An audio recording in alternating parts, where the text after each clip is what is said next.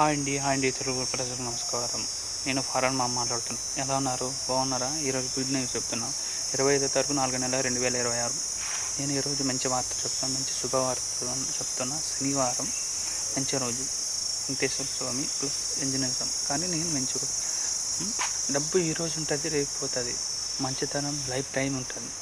మనము మార్నింగ్ లేచిన వెంటనే మన సూర్యోదయంకి నమస్కారం చేసి, ప్లస్ అట్లా తల్లిదండ్రులకి నమస్కారం చేసి, దేవతలకి నమస్కారం చేసి, మనకు ఏమంటే ఉండేది ప్రపంచంలో సూర్యుడు అలాగే తల్లిదండ్రులు కూడా మనకు అలాగే.